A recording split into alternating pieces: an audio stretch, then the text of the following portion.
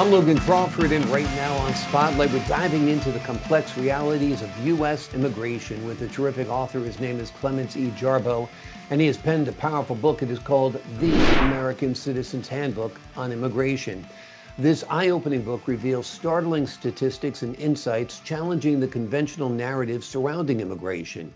With years of research, the author offers a candid conversation about the impact of immigration policies on American citizens, shedding light on issues that are often overlooked. We're delighted to have this very talented author join us here today on Spotlight. We thank the team at Atticus Publishing for helping us put him in the spotlight today, and we ask viewers like you to support authors like him by subscribing to our channel and by purchasing his amazing book. The links are below this interview. Clements, great to see you here today on Spotlight. Thanks for joining me. Thanks for having me, Logan. I appreciate it greatly. Pleasure is all mine. This is an important book. Certainly the country seems to be divided on immigration right now. We have a record number of migrants and others coming into our country. What's your take on all this? What's happening to American society right now when there seems to be a flood of new immigrants headed here? Well, keep in mind that this book was put out almost 4 years ago in 2020, actually in October. I've never been able to get traction on it, and I've never quite figured out why, because I don't know of another book that discusses the issues as much as I have with this one, because the American public, and that's why I underpin it with saying a candid conversation with a concerned citizen, is that people need to know the complexities of illegal immigration. So the stats that are in my book, because of what's happened in the last 3 or 4 years, you can take those stats, probably increase them exponentially somewhat because of the open border in the South. Yeah, it is amazing how many illegal aliens, illegal migrants, or migrants. I mean, we're all divided even on the language we use nowadays. But there are a record number of undocumented people in this country who have come in illegally. That we can agree upon, right?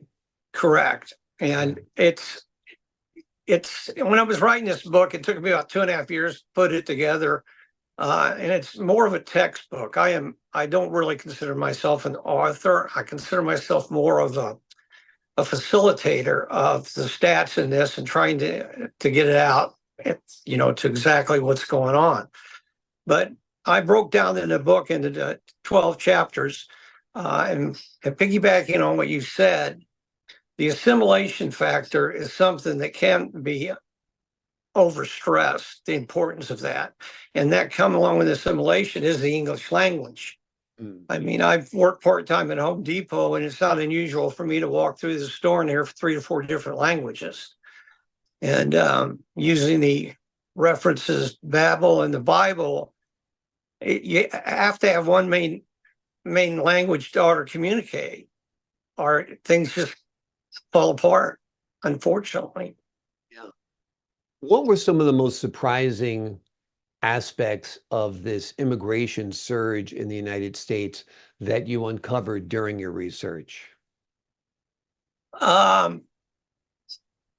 The effect of sanctuary cities on the public, the amount of statistical, I don't want to call malpractice, but I want to say statistical manipulation, perhaps. Yes, that's the exact word for it. And in quite a few parts of my book, like for instance the one on taxes, I have an article in there on what you see and how they paint the taxes for the illegal immigrants, and how they're Republicans in this case. They say the Republicans are trying to cut off the benefits to them, hurt them, and they're just poor immigrants. And in actuality, when I say what is really happening, there's an expose on actually Indianapolis, Channel 13. It was an accountant that was done, and he he was very upset. And what he was doing is taking tax returns. What was going on is that because illegal immigrants make modest wages, or basically low wages, they don't pay much taxes. Mm-hmm. It's not their fault. I mean, they're not shady or not lazy. It's just because they just don't have the expertise or the education. Right. So their low-income workers are actually taking more from the tax system than they're contributing. Simple as that, right? Yeah, it's as simple as that. But the other thing is they have what's called a Child Care Act, where that you can put down like your kids for like $1,000. Every kid you put down, you get $1,000 off on your taxes. Right. So what happens because of the low income status, there are tax returns that show people getting back $12,000 tax returns, the illegal immigrants, and they're putting 9 to 10 kids on their tax returns, and the kids aren't even in the U.S. They're in Mexico. Crazy. Yeah, Crazy. and a lot of the tax return, not a lot of them, but in one case, one little mobile home, there were like 4 or 5 tax returns turned in on that, and about 20 children claiming. And that comes out. Now this is 2014 on the data that I had, but it was a $4 billion fraud in 2014. So now you take that and you take what's going on now, and you can see why I say you can basically exponentially increase it. Yeah. And it's so unfair because, hardworking people like yourself are footing the bill to pay for illegal aliens in this country. And we're told that you hate them or you fear them. And that's not the case. You're a patriotic person. You love this country. You want this country to be strong, as do many Americans want this country to be strong and prosperous. And you see this as a real problem. You understand the plight of poor people fleeing their nations, but we also understand we don't have unlimited resources here and that the taxpayers don't have bottomless pockets filled with cash, right? Exactly. And then a lot of hospitals in California have gone out of business because of that type of situation. And I mean, let me be frank. I know this country was built on the back of immigrants. I mean, I come from immigrants from across the ocean. I have nothing against immigrants, but you need to come in the right way. I mean, if you come in the wrong way and you're illegal, 75% of illegal immigrants have a fraudulent Social Security card. So now they've committed 2 crimes. And unfortunately, coming into the U.S. is not a capital crime. It's a civil crime. So But still, they come in breaking the law. They're draining our resources. They're overcrowding the school. They're a burden on the school because the children often don't speak English. There's a housing crunch and crisis in this country anyway, where young people can't afford apartments and homes. And now you're adding, tens of millions of people to the equation, and it's really unfair. I think a lot of Americans feel that way. Kamala Harris was the border czar. She says now she's going to crack down and close the border. Do you believe her? No, no, absolutely not. She's changed everything in the last 6 weeks to what she said before. Yeah. I don't think you can trust them. I really don't. I'm sorry to say. Now she's a gun-toting Glock owner, somebody who wants to crack down on immigration, somebody who's against government health care. It's just amazing, her transformation. It's hard to distinguish her from Donald Trump at this point. Next thing you know, she'll be saying, build the wall, right? Well, that would be nice, actually, if she would have done that, because I think that one thing Trump has done is made Americans aware that we do need a wall or some type of increase in security on that border down there. Yeah. Another point that a lot of people don't realize, that on the other end of the spectrum are the people coming in on their visas, be it education or work visas. There's over like 500,000 people that come in and overstay that visa. and they're in here illegally too. And no one really even talks about that, but that just adds to the complexity of the problem too. Yeah, visa overstayers are a huge problem. They get a visa to come to visit the country for a couple of weeks, and they wind up staying, they wind up working, they wind up taking homes, they wind up taking jobs, and often they don't pay any taxes. So it's a real mess. It needs to be addressed. What do you hope readers take away from your book? I hope readers take away from my book the Thomas Jefferson. I have this in the back of the book. Thomas Jefferson said that a well-informed electorate is a prerequisite to democracy. And that's what I'm trying to do with this, is to educate the public. This is not a fun read. Yeah. I mean, this is stats, and that's all my stats are backed up with where they came from. And I just want Americans to understand that we're not getting told the truth. A lot of times they hide things, be it crime, taxes.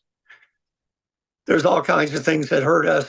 And as we said before, we got to get back to assimilation. This isn't, I say in the book that they always accuse us as a white man's culture, but it's not. It's the American culture. Yeah. I mean, there's no other place like this in the world, or ever has been. Exactly. We've got our sins and we've done things, but we're a work in progress. Exactly. But the illegal immigration, the other thing is, I don't think they respect us. One of the problems, I don't know if you've heard of the enclave that they have down in Texas, just north of Houston, where there's about 75,000 people down there in this huge enclave, and most of them don't speak English. And they the illegals come in, and the cartels are backing it. And these enclaves, I think I'm pronouncing it correctly. Enclaves, yeah. Yeah, are coming more and more. I mean, Trump in his speech talked about the 20,000 in Ohio. That's happening more and more. And what happens? Assimilation is not happening. We're going to be at nothing but a bunch of tribes if we don't stop. Exactly. You got to come here. You got to adapt to the culture. You have to learn the language. You have to want to live the American dream, and you want to obey the rule of law. I mean, there are certain things that are expected to, but that's why we need an orderly process. So we know who is supposed to be here, that they're vetted, that they don't have a criminal background, that they're not terrorists. We need to know who's coming into this country. As simple as that. It's mind-boggling that people want no borders, that they want to flood this country with, in many cases, undesirable people from all around the globe. You're true. True. Unfortunately, that's true. Yeah. We're not getting the best and the brightest. Right. I mean, Trump said. Like you said, you came from immigrants. I came from immigrants. Absolutely. But they came here, they learned the language, they adapted to the culture. Absolutely. And they wanted to be Americans. And you're welcome to come. But there's got to be a door. There's got to be a legal way in. And I think this book is terrific because, like you said, a well-informed electorate is the best part of our democracy and the best way to ensure our democracy. No hatred towards anyone. People with their families, they're fleeing injustice, they're fleeing poverty. I get it. I understand. It's terrible. We want to help you, but there's a process.